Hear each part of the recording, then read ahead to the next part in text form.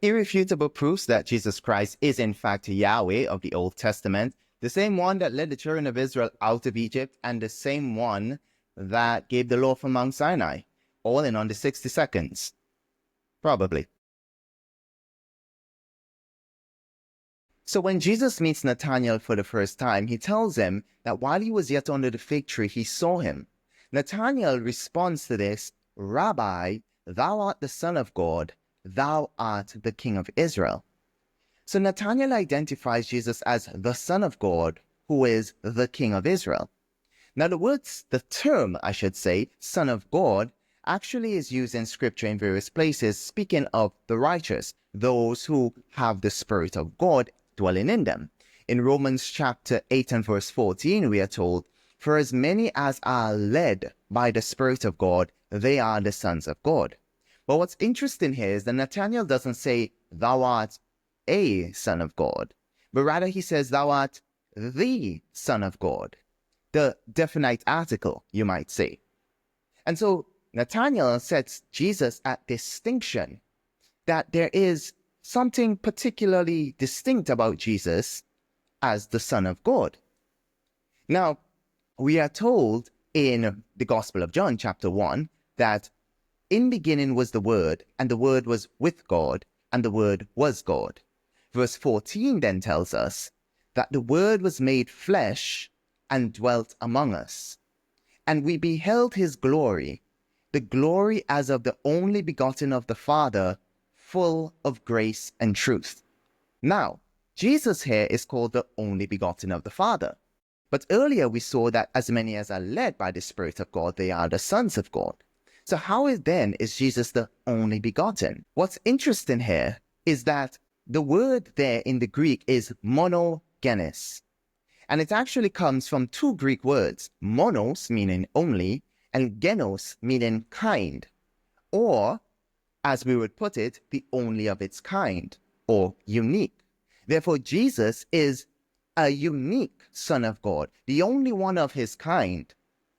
Now, where would Nathanael have gotten the understanding of this Son of God who is distinct and who is unique and who is to be the King of Israel?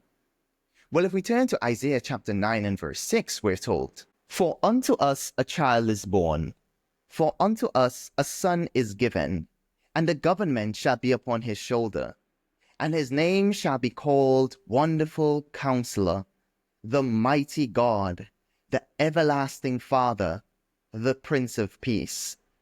Of the increase of his government and peace there shall be no end, upon the throne of David and upon his kingdom, to order it, and to establish it with judgment and with justice, from henceforth even forever.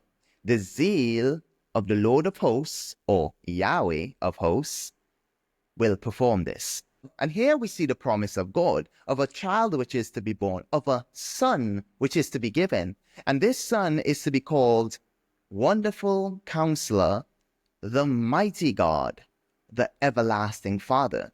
And we see that this son, we are told, that the government shall be upon his shoulder, and he will sit upon the throne of David to order it. Thus, Nathanael's statement is drawn from this text. The Son of God, who is to be the King of Israel. And we see he has the titles Everlasting Father and the Mighty God.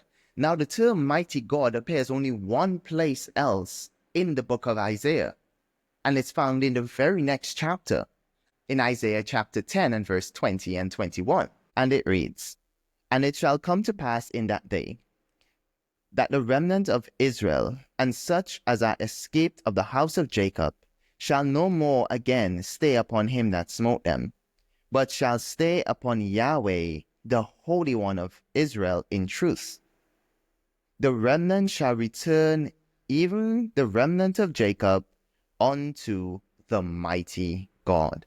So here we see that the Holy One of Israel, Yahweh, is the mighty God. Yahweh is the one who comes as the child.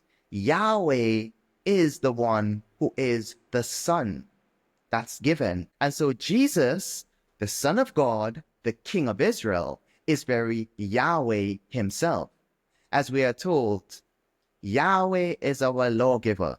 Yahweh is our judge. Yahweh is our king. He will save us.